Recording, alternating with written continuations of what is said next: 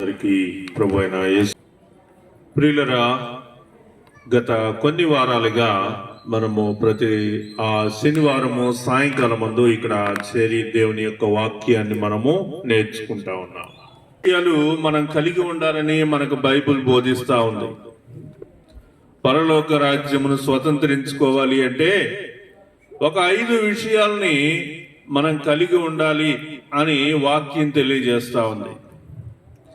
నేను క్రైస్తవుణ్ణి అని చెప్పాలి అంటే క్రైస్తవుడు అనబడినటువంటి వాడు తప్పకుండా 5 విషయాలు కలిగి ఉండాలి.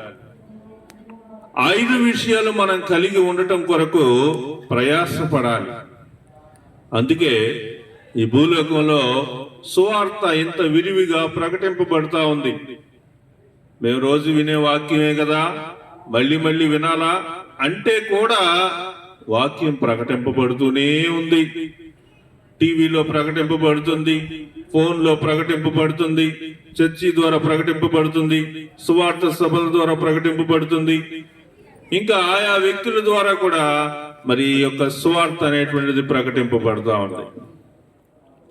ఈ దినం మనము వాక్యంలో నుంచి ఆ విషయాలను మనము నేర్చుకోవడానికి ప్రయత్నం చేద్దాం.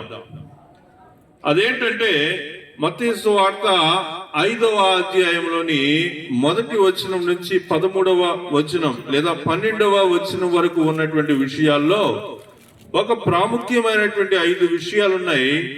ఆ 5 విషయాలను మనం చేయగలిగితే పరలోక రాజ్యమునకు మనము హక్కుదారులం అవుతాము. ఎవరైనా అవుతారా అంటే యేసుక్రీస్తునందు విశ్వాసం ఉంచినటువంటి వారు, మారు మనసు పొందినటువంటి వారు, బాప్తిసం పొందినటువంటి వారు, అలా క్రైస్తవ జీవితం కలిగినటువంటి క్రైస్తవులైనటువంటి వారందరూ కూడా ఈ 5 విషయాలు కలిగి ఉండగలిగితే పరలోక రాజ్యానికి వాళ్ళు హక్కుదారులు అవుతారు. ఏంటి ఆ 5 విషయాలంటే మత్తయి సువార్త 5వ అధ్యాయము 3వ వచనంలో ఆత్మ విషయమై దీనులైన వారు ధన్యులు, పరలోక రాజ్యము వారిది అని చెప్పబడింది. ఆత్మ విషయంలో దీనత్వం కలిగినటువంటి వారు అని మొదటి విషయంగా మనం నేర్చుకుంటా ఉన్నాం. ఆత్మ విషయంలో దీనత్వం కలిగినటువంటి వారై ఉండాలి. ఆత్మ విషయంలో దీనత్వం అంటే ఏంటి? ఆత్మీయమైనటువంటి జీవితము అనుకోండి, ఆత్మానుసారమైనటువంటి జీవితము, ఆత్మీయ జీవితం అనేటువంటి విషయంలో ఏముండాలని చెప్పబడుతుందండి? దీనత్వం కలిగి ఉండాలి. కాబట్టి ఎవడు దీనుడై నలిగినటువంటి హృదయం కలిగి ఉంటాడో వాడినే నేను దృష్టించి ఉన్నాను అని వాక్యంలో ఉంది. కాబట్టి దేవుడు ఎవరిని దృష్టించి ఉన్నాడు? దేవుడు ఎవరిని చూస్తున్నాడు? దేవుడు ఎవరిని చూస్తాడు అంటే ఎవరైతే హృదయంలో దీనత్వం కలిగినటువంటి వారై ఉంటారో.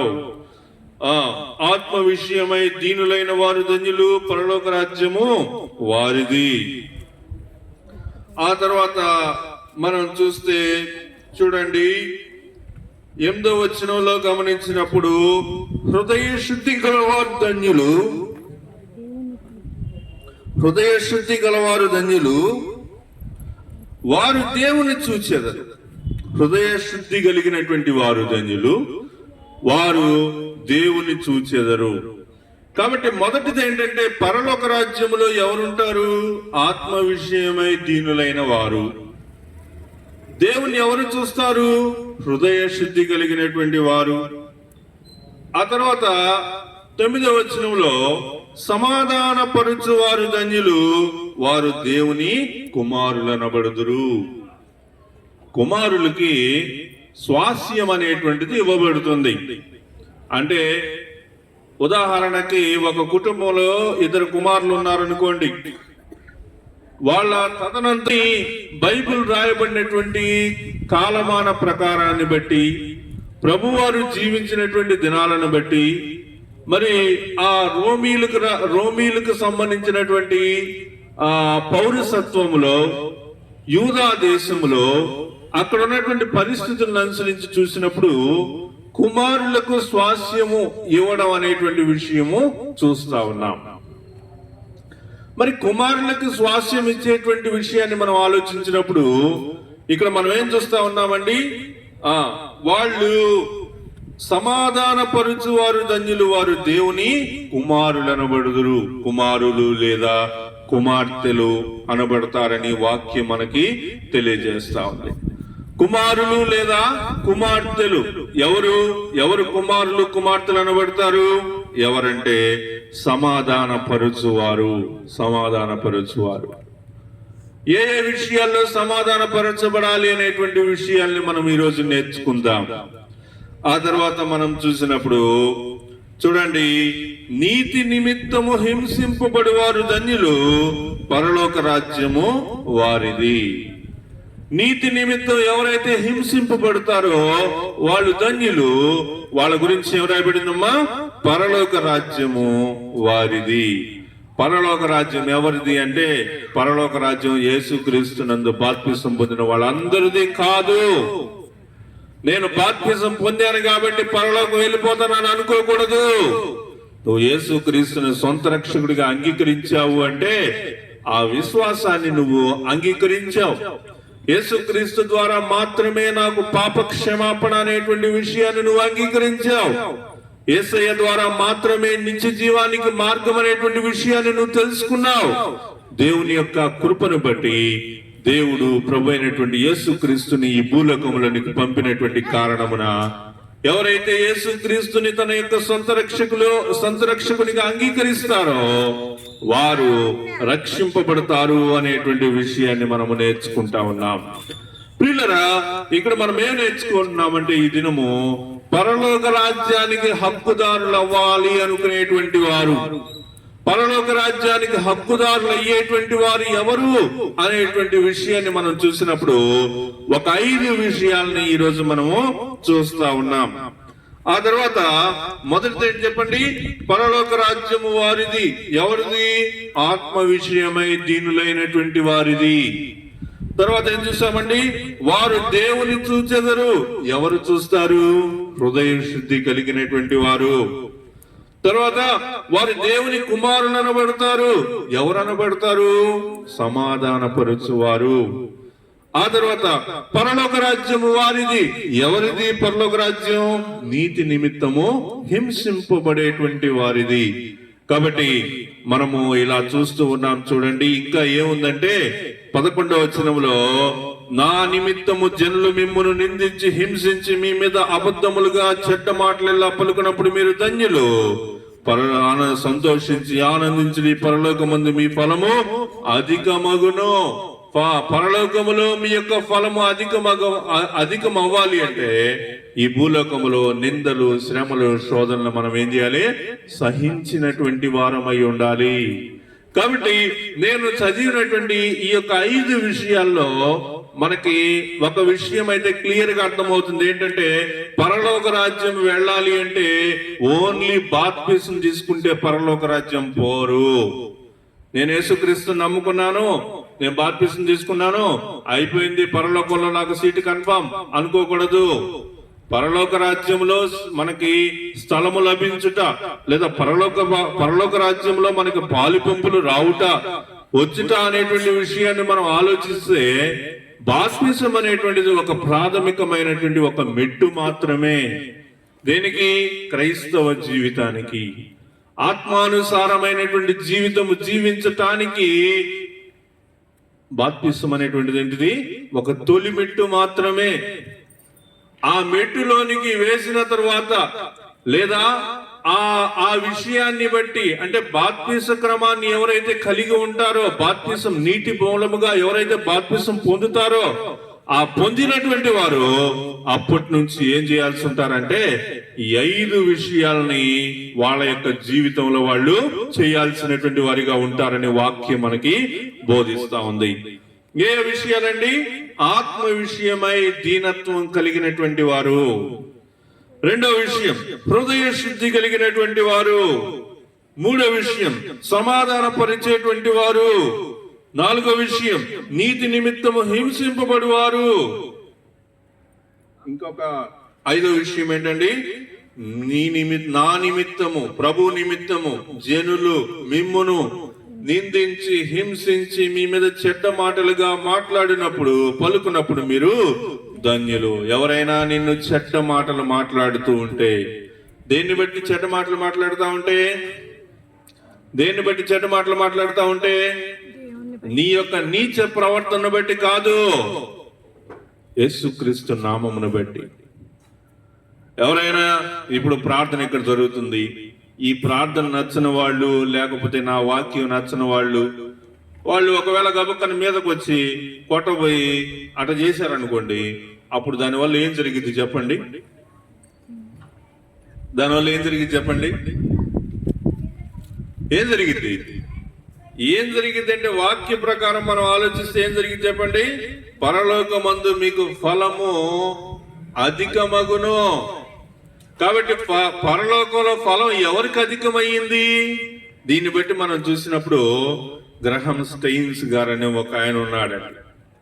ఆయన పిల్లలు వాళ్ళు ఒరిస్సాలో సేవ చేయడానికి వచ్చి, వాళ్ళు ఉండటానికి మరి లాడ్జీలు అలాంటివి ఉన్నాయో లేదో కానీ మొత్తానికి వాళ్ళు వాళ్ళ కారులోనే నిద్రపోతా ఉంటే, ఒక ఆయన దారా సింగ్ అనేటువంటి ఒక ఆయన వచ్చి పెట్రోల్ పోసి, రక్షణ మాత్రం సరిపోతుందా? బాప్తిసం ఒక్కటే సరిపోతుందా? సరిపోదు. బాప్తిసముతో పాటు ఈ విషయాలన్నీ కూడా మనలో ఉండాలి. ఇక్కడ బాప్తిసం పొందినటువంటి వారిని నేను ప్రశ్నిస్తా ఉన్నా, ఈ 5 విషయాలు మీలో ఎంతవరకు నెరవేర్చబడతా ఉన్నాయి? ఆత్మ విషయంలో, మీ యొక్క ఆత్మీయ జీవితమైనటువంటి విషయంలో దీనత్వం కలిగినటువంటి వారిగా ఉన్నారా? కొంతమంది పైకి వ్యక్తిగా ఉంటారు, కానీ హృదయాన్ని వాళ్ళు అంటే హృదయాన్ని వాళ్ళ యొక్క ఆధీనంలో వాళ్ళు ఉంచుకోలేరు. హృదయంలో నుంచి ఏదన్నా ఒక మాట రాగానే దాని నోట్లోంచి బయటకు అనేస్తారు. అది బూతు మాట కావచ్చు, కోపంతో కూడిన మాట కావచ్చు, క్రోధం కావచ్చు, ఏదైనా కానీ వాళ్ళు ఆ మాటని నోట్లో నుంచి బయటకు అనేస్తారన్నమాట. మరి అలా అనేస్తే హృదయంలో దీనత్వం లేనట్టేగా. హృదయంలో దీనత్వం లేకుండా పరలోక రాజ్యంలోనికి ఎలాగా మనం ప్రవేశించగలుగుతాం? తర్వాత ఏంటి చూడండి, ఆత్మ విషయమై దీనులైనటువంటి వారు ధన్యులు. ధన్యత, అదొక ధన్యత. ఏంటా ధన్యత? ఆత్మ విషయంలో దీనత్వం అనేది ధన్యత. అరే, ఎందుకింత దీనుడిగా ఉంటున్నావు అని లోకానికి అర్థం కానిటువంటి స్థితిలో ఉంటే కూడా అది దేవుని యందు ఏమవుతుందండి? ధన్యతగా మనకు కనిపిస్తా ఉంది. కాబట్టి మనం ధన్యతను సంపాదించుకుంటే ఎంత గొప్ప విషయం అండి. ఆ ధన్యతను సంపాదించుకోవాలి అంటే ఏం చేయాలమ్మా? ధన్యతని సంపాదించుకోవాలంటే హృదయంలో దీనత్వాన్ని మనం కలిగి ఉండాలి. తర్వాత హృదయ శుద్ధి కలిగినటువంటి వారు ధన్యులు, వారు దేవుని చూచెదరు. 8వ వచనం, మత్తయి సువార్త 5వ అధ్యాయం 8వ వచనంలో మనం చూస్తా ఉన్నాము, హృదయ శుద్ధి కలిగినటువంటి వారు ధన్యులు. హృదయము శుద్ధీకరణతో శుద్ధీకరింపబడిందా? హృదయము శుద్ధీకరింపబడిందా? నీ హృదయం ఎలా ఉంది?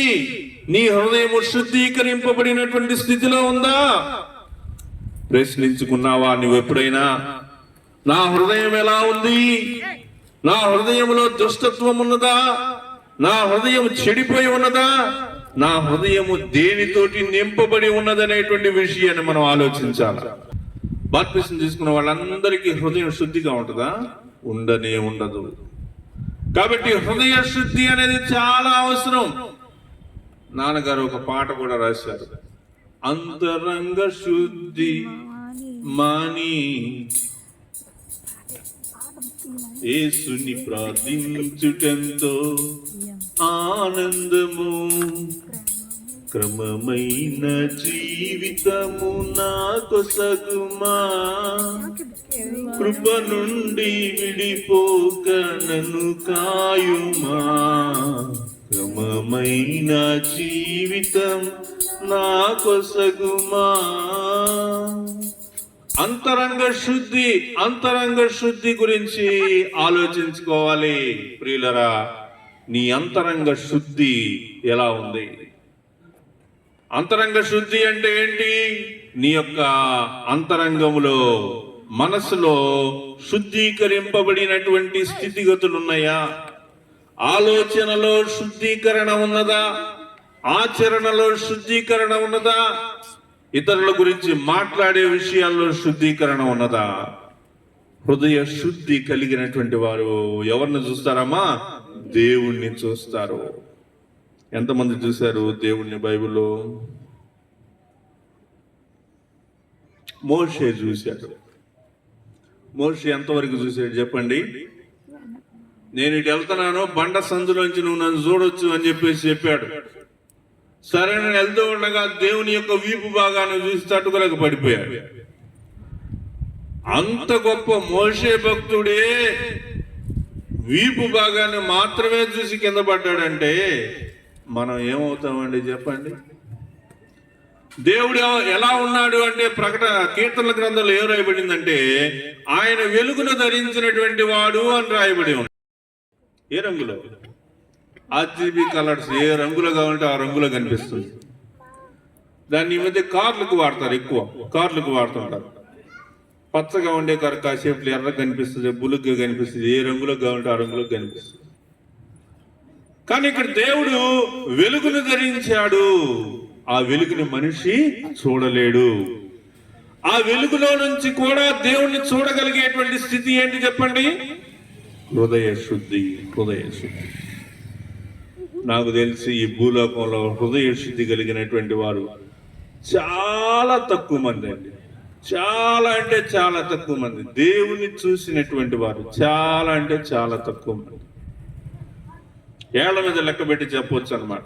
దేవుణ్ణి చూసినటువంటి వారు వాళ్ళ యొక్క అనుభవాల్లో, వాళ్ళు రాసిన పుస్తకాల్లో, వాళ్ళు చెప్పినటువంటి మాటలను బట్టి మనం చూస్తే మన ఆంధ్రాలో కూడా ఒక 5-6 దేవుణ్ణి చూసినటువంటి వాళ్ళు ఉన్నారు.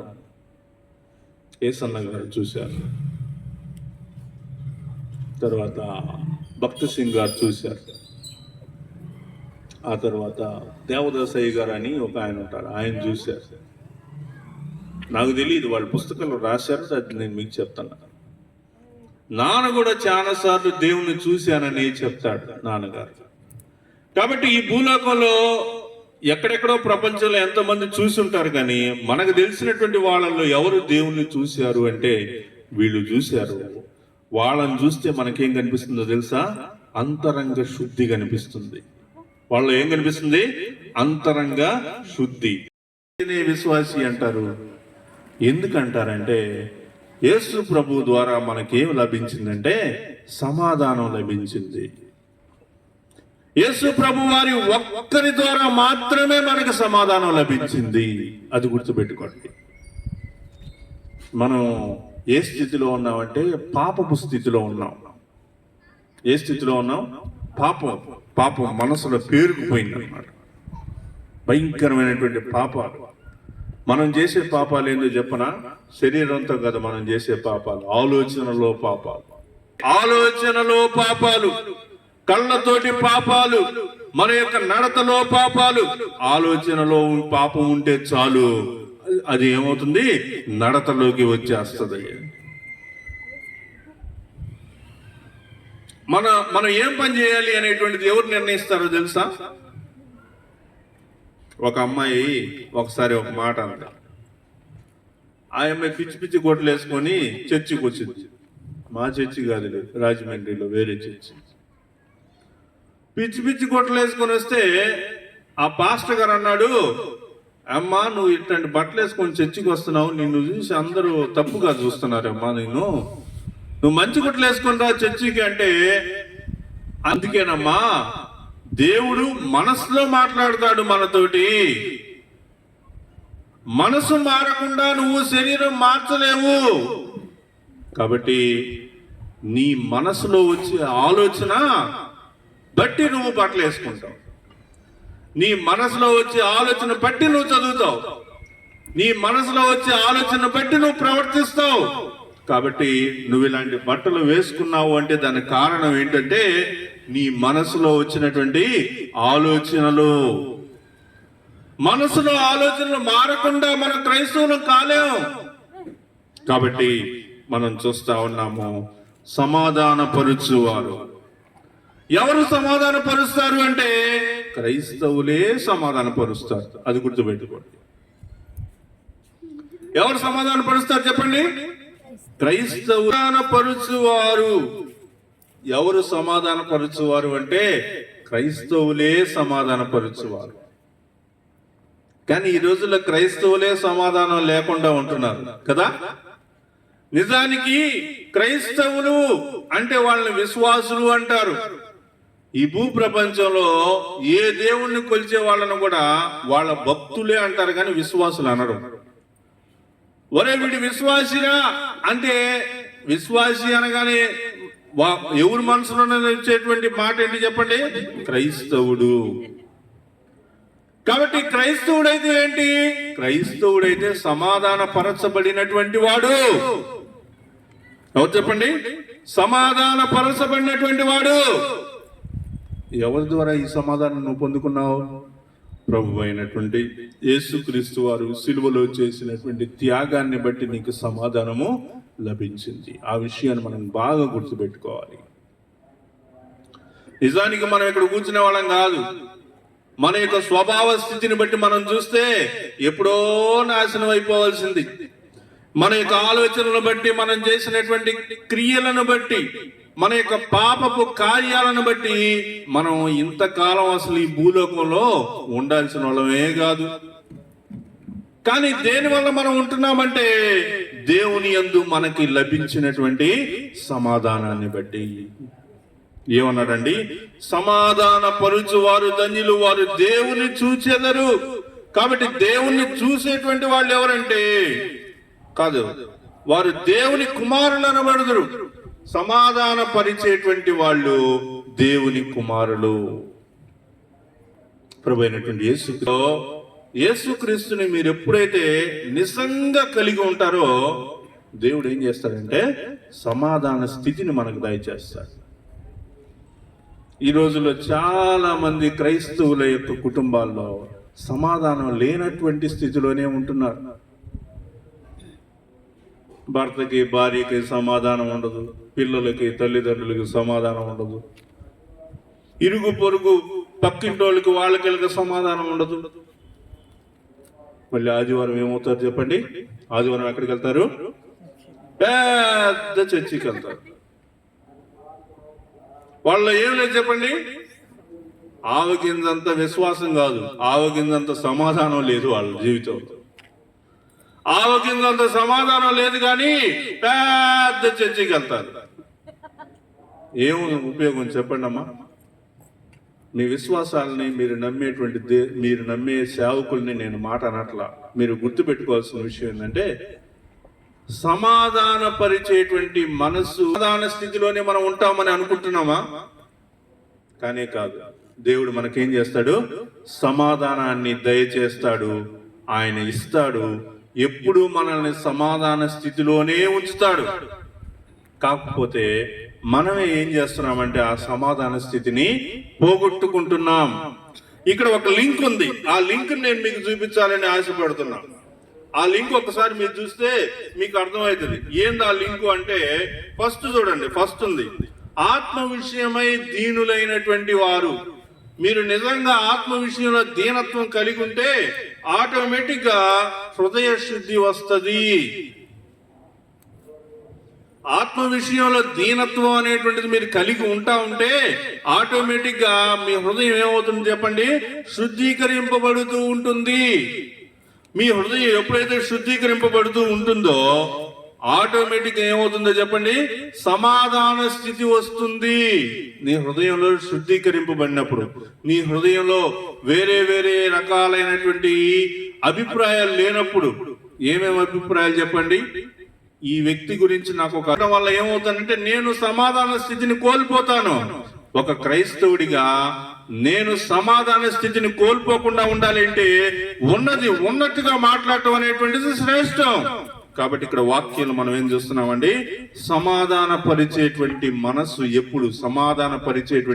ఎప్పుడు వస్తుంది నీకు అంటే హృదయ శుద్ధి కలిగినప్పుడు.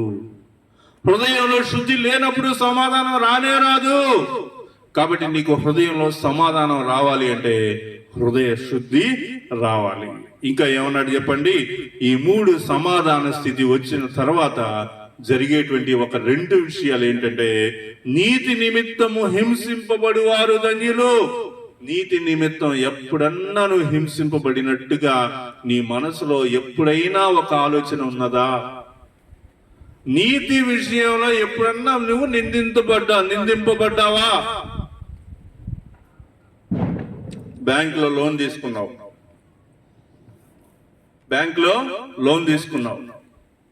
లోన్ మొదట 6 నెలలు కట్టావు, తర్వాత నుంచి కట్టలేకపోతున్నావు. నీ స్థితికి మించిన లోన్ తీసుకున్నావు, నువ్వు కట్టలేవని నీకు ముందే తెలుసు. కానీ ఆ లోన్ లో తీసుకున్న డబ్బులే కొంత బ్యాంకులో ఉంచి నెల కట్ అవుతున్నాయి, అవి అయిపోయినాయి. తర్వాత నీ దగ్గర కట్టడానికి లేవు, చేతిలో పని లేదు, నెల నీకు డబ్బులు రావట్లేదు.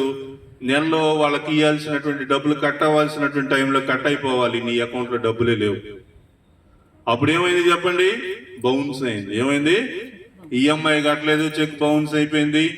వాళ్ళు ఫోన్ చేసి చెప్పారు, ఈ నెల కట్టలేదు కదా, వచ్చే నెల నువ్వు కట్టేటప్పుడు వడ్డీతో సహా డబల్ వడ్డీ తోటి కట్టాలని చెప్పారు. ఆ తర్వాత నెలలో కట్టలేకపోయావు, ఇంకా డబల్ వడ్డీ అయింది. 3వ నెలలో ఆ బ్యాంక్ నుంచి ఎగ్జిక్యూటివ్ వచ్చాడు. ఎగ్జిక్యూటివ్ వచ్చి, ఏందమ్మా డబ్బులు కట్టలేకపోతున్నావు అని చెప్పేసి, డబ్బులు కట్టాలి అని చెప్పేసి చెప్పాడు. ఇంత డబ్బులు కట్టాలని చెప్పిపోయాడు. ఆ తర్వాత నెలలో కూడా నువ్వు కట్టలేకపోయావు, 4వ నెలలో కట్టలేకపోయావు. అప్పుడు ఆ బ్యాంక్ నుంచి 4 వచ్చారు, రికవరీ ఏజెంట్లని 4 వచ్చారు. వాళ్ళు వచ్చి ఇంటి ఎదురుగా నిలబడ్డారు. ఇంటి ఎదురుగా నిలబడి ఏం చేస్తున్నారు చెప్పండి? నిన్ను అనరాని మాటలు అంటున్నారు. కట్టలేకపోయావు కాబట్టి వాళ్ళు హింసించారు. కానీ క్రీస్తు నిమిత్తమైనటువంటి నింద అంటే అది కాదు. క్రీస్తు నిమిత్తమైన నింద అంటే ఏంటి చెప్పండి? క్రీస్తుని నీవు ప్రకటిస్తూ ఉంటే, క్రీస్తుకు సంబంధించినటువంటి, క్రీస్తుకు అనుగుణమైనటువంటి మనసు నీవు కలిగి ఉంటే, క్రీస్తుని బట్టి నువ్వు ఎన్నో రకాలైనటువంటి శ్రమలు పడుతూ ఉంటే, అది గొప్పదిగా మనము ఎంచుకోవాలి. వాక్యం మనం ఏం చూస్తా ఉన్నాం చెప్పండి? నీతి నిమిత్తము హింసింపబడు వారు ధన్యులు, పరలోక రాజ్యము వారిది. No judgement. ఇంకెక్కడ జడ్జిమెంట్ ఏం కనిపించట్లా మనకి, తీర్పు లేదు, ఇదేమీ లేదు. ఒకటే కనిపిస్తుంది, నీతి నిమిత్తము నువ్వు హింసింపబడ్డావా, పరలోకం కన్ఫామ్. అదేంటండి ఇంటి చెప్తున్నారు? స్ట్రైట్ అవే అంటే స్ట్రైట్ అవేలోనే ఉంది వాక్యం. వాక్యం అదే రాయబడింది. నీతి నిమిత్తం నీ హింసింపబడితే పరలోక రాజ్యం వారిది అని రాసేసాడు. అంతేగాని నీతి నిమిత్తం హింసింపబడితే అది పరీక్షించి దాంట్లో ఎంతవరకు అయితే చూసి నువ్వు పరలోకానికి అవుతావో లేదని చెప్పలా. ఎన్ని విషయాలు చెప్పలా అక్కడ. ఒకటే మాట, నీతి నిమిత్తం హింసింపబడితే పరలోక రాజ్యం కన్ఫర్మ్ అయిపోయింది. కాబట్టి నీతి నిమిత్తం హింసింపబడినటువంటి స్థితి నీకుందా? ఇవన్నీ చూస్తాడా చూడ్డా? ఒక 2-3 నెలలు అవ్వగానే రియల్ ఫుటేజ్ అని వాళ్ళకు సంబంధించిన వాళ్ళు ఆ ఒరిజినల్ వీడియో పెట్టేశారు. ఈ వీడియో పక్కన ఆ వీడియో పెట్టేశారు. ఇంకా అంతే, వాళ్ళ చర్చికి వచ్చిన 200 మంది మొత్తం పోయారు, మళ్ళీ వాళ్ళ చర్చిలకు వెళ్ళిపోయారు.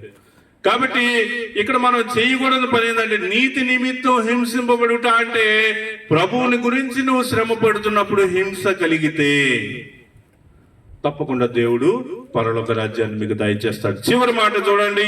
చివరి మాట ఏంటంటే, నా నిమిత్తము జనులు మిమ్మల్ని నిందించి హింసించి మీ మీద చెడ్డ మాటలు ఎలా పలుకునప్పుడు ఎలా ఏముంది?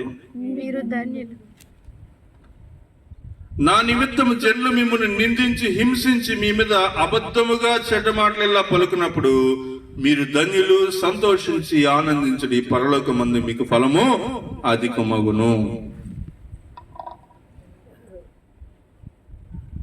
కాబట్టి ఇక్కడ మనం చూస్తా ఉన్నాం చూడండి, చివరి మాట, నా నిమిత్తము జనులు మిమ్మల్ని నిందించి హింసించి మీ మీద అబద్ధముగా చెడ్డ మాటలు ఎలా పలుకున్నప్పుడు మీరు ధన్యులు. ఈ స్థితి మీకు ఎప్పుడన్నా వచ్చిందమ్మా మీ లైఫ్ లో? ఎప్పుడన్నా వచ్చిందా? రాలా. సరే పోనీ, ఒకవేళ వచ్చింది అనుకో, అప్పుడేం చేస్తారు చెప్పండి?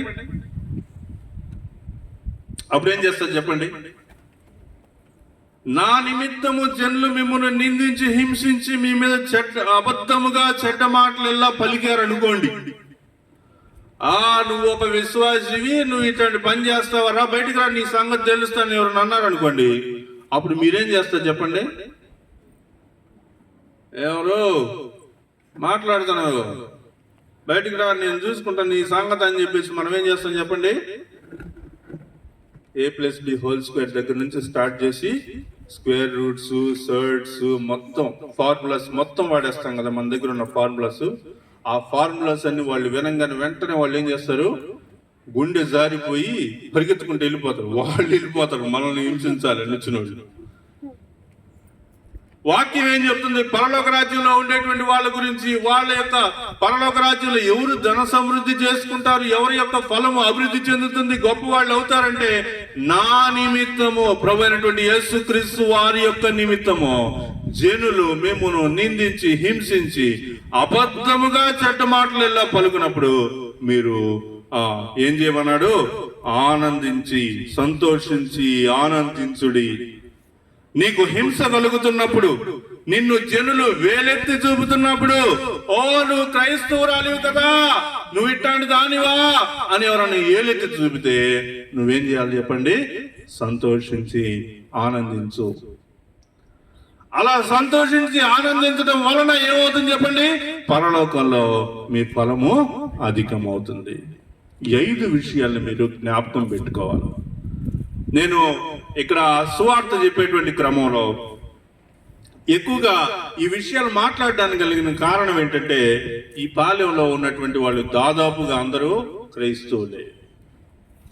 మీ చర్చలకు వెళ్తూ మీరు బాప్తిసం పొందినటువంటి వారిగానే ఉంటున్నారు గనక, విశ్వాసులుగానే ఉంటూ ఉన్నారు కనుక, మీ కుటుంబాల్లో మీరు ప్రార్థన జీవితాన్ని కలిగి ఉంటున్నారు కనుక, పరలోక రాజ్యాన్ని మనం సంపాదించుకునేటువంటి క్రమంలో ఈ 5 విషయాలు నువ్వు ఫాలో అవ్వగలిగితే, ఈ 5 విషయాలు నువ్వు పాటించగలిగితే, నువ్వేం కన్ఫర్మ్ చేసుకోవాలి? మనసులో ఏం కన్ఫర్మ్ చేసుకోవాలి చెప్పండి? ఒక్కసారి ఆ మాట చూద్దాం. పరలోక రాజ్యము వారిది. మొదటిసారి మనం చూసిన మాట 3వ వచనంలో పరలోక రాజ్యం మీది. 2వ మాటలో ఏం చూస్తాం చెప్పండి? దేవుని చూస్తారు. 3వ విషయంలో ఏం చూస్తా ఉన్నాం చెప్పండి? దేవుని కుమారులు అనబడతారు. 4వ మాటలో పరలోక రాజ్యం వారిది. 5వ మాటలో పరలోకమందు మీ ఫలము అధికమగును. కాబట్టి నేడు ఈ యొక్క మాట ద్వారా, ఈ యొక్క 5వ అధ్యాయం, ఈ యొక్క మొదటి 5 వచనాలను మనం ధ్యానం చేసిన మీదట మిమ్మల్ని మీరు నిర్ణయించుకోవాలని కోరుతా ఉన్నా. మీ యొక్క భక్తి జీవితాన్ని మీరు ప్రశ్నించుకోవాలని కోరుతూ ఉన్నా. కేవలం నామకార్థమైనటువంటి క్రైస్తవ జీవితమే అయితే మనం తీర్పులోనికి వస్తామనేటువంటి విషయాన్ని గుర్తుపెట్టుకోండి. లేదు, నేను క్రీస్తు కొరకు నిందలు హింసలు అనుభవించడానికి కూడా సిద్ధమే అనుకుంటే పరలోక రాజ్యంలో ఉంటారనేటువంటి విషయాన్ని ధృవీకరించుకోండి. ఇంకా యేసు క్రీస్తుని సొంత రక్షకుడిగా అంగీకరించకపోయినట్లయితే పరలోక రాజ్యంలో అందరూ ప్రవేశించాలని కోరుకుంటారు, కానీ ఆ పరలోక రాజ్యమునకు అందరూ వెళ్ళరనేటువంటి వాక్యం మనకి బోధిస్తా ఉంది. అది చాలా సంకుచితంగా ఉంది దాని యొక్క మార్గము అని మనం చూస్తా ఉన్నాం. కాబట్టి ఈ భూలోకపు జీవితము చాలా స్వల్పమైనది. ఈ రోజుల్లో మనం చూస్తున్న మరణాలను మనం జ్ఞాపకం తెచ్చుకుంటే 30 సంవత్సరాల లోపల మరణించడం అంటే అది ఎంత భయంకరమైన పరిస్థితి చూడండి. గద్దలు అబ్బాయి చనిపోయాడు కదా, పడుతుందో ఎవరికి తెలియదు.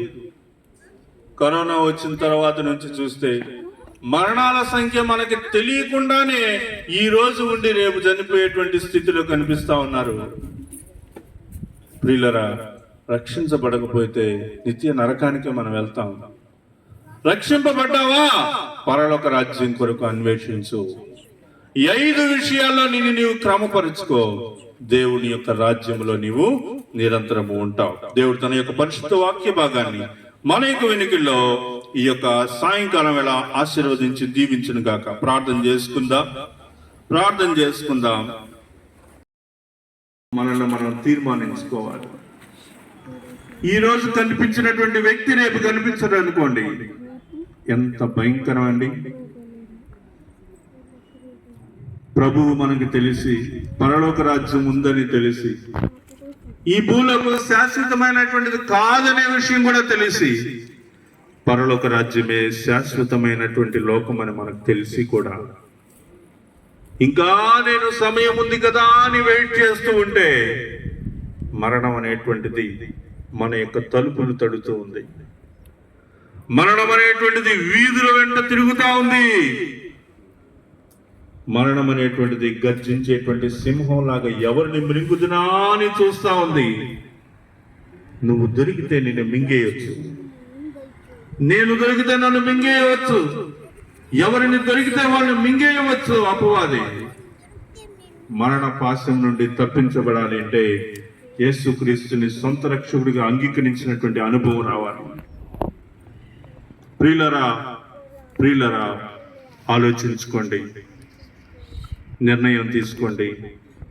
యేసుక్రీస్తుని సొంత రక్షకుడిగా అంగీకరించి మారు మనసు పొంది బాప్తిస్మ క్రమం ద్వారా క్రైస్తవులు అవ్వండి. క్రైస్తవులు అయిన తర్వాత పరలోక రాజ్యము కొరకు ఈ 5 విషయాల్లో మిమ్మల్ని మీరు ప్రశ్నించుకుంటూ జాగ్రత్త పడండి, భక్తిగా జీవించండి. హృదయ శుద్ధి కలిగిన దేవా, నమ్మకమైన ప్రభువా యేసయ్యా, నీ పాదాల వందనాలు, స్తుతులు, స్తోత్రాలు చెల్లిస్తా ఉన్నాను. రాజరక్షగా నాయన యేసయ్యా, నీ యొక్క మహా గొప్ప కృప చేత, దయచేత, ప్రేమ చేత ఈ యొక్క శనివారం సాయంకాలం మామిడిపాలెంలోని యొక్క టెన్నిస్ కోర్టులో ప్రభువా, గత కొన్ని వారాలుగా మేము చేస్తున్న యొక్క సువార్త కూడికలలో ప్రభువా, సువార్త నాయన యేసే ప్రార్థన కూడికల్లో ఈ దినము సాయంకాలంలో చేరి వచ్చిన ప్రతి ఒక్కరిని బట్టి ప్రార్థిస్తా ఉన్నాను. వారి యొక్క కుటుంబాలను మీరు దర్శించమని కోరుతా ఉన్నాను ప్రభువా. అయా, వారి యొక్క కుటుంబాల్లో ఉన్నటువంటి సమాధానము లేనటువంటి స్థితిని తొలగించమని కోరుతా ఉన్నాను. దీనత్వమును, హృదయంలో దీనత్వమును దయచేయమని కోరుతూ ఉన్నాను. కుటుంబాలను పరిశీలించండి ప్రభువా. కుటుంబంలో ప్రభువైనా, హృదయంలో ప్రభువైనా యేసే ప్రభు శుద్ధి లేనటువంటి స్థితి నుంచి శుద్ధీకరింప చేయమని కోరుతూ ఉన్నాను ప్రభువా. యేసయ్యా ప్రభువా, మా కుటుంబాలను దీవించండి. ఈ ప్రాంతంలో ఉన్నటువంటి ప్రతి ఒక్క కుటుంబంలో మీ యొక్క నామము ప్రభు ఉండునట్లుగా సహాయం దయచేయండి. ప్రతి ఒక్కరూ యేసుక్రీస్తుని సొంత రక్షకుడిగా నాయన యేసే ప్రభు నాయన పొందుటకు కృప చూపండి. ఎవరి మతం వాళ్ళ గొప్ప అనే ఆలోచన నుంచి ప్రభు నాయన, ఇదిగో తండ్రి నాయన, నీవే సర్వరక్షకుడు అని నాయన, నీవే ప్రభు నాయన రాజు రక్షకుడు అని, నీ ద్వారానే ప్రభు నాయన యేసే ప్రభు పరలోక రాజ్యానికి భాగ్యం అని తెలుసుకున్నట్లుగా సహాయం దయచేయండి ప్రభా. నాయన యేసయ్యా, ఈ సాయంకాలంలో మీరు ఆస్వాదించి దీవించండి. చేరి వచ్చిన ప్రతి ఒక్కరిని, వారి యొక్క కుటుంబాలను నాయన యేసే ప్రభా మీరు మిక్కిలిగా దీవించి ఆశీర్వదించి, కుటుంబంలో ముందెన్నడూ లేనటువంటి గొప్ప ఆనందాన్ని నాయన యేసే ప్రభా, గొప్ప సమాధానాన్ని ప్రతి ఒక్కరికి దయచేయమని కోరుతూ ఉన్నాం. సమాధానం లేనటువంటి వారు సమాధాన పడుటకు ప్రభా నాయన ముందుకు రావడానికి కృప చూపమని కోరుతూ ఉన్నాం ప్రభా నాయన.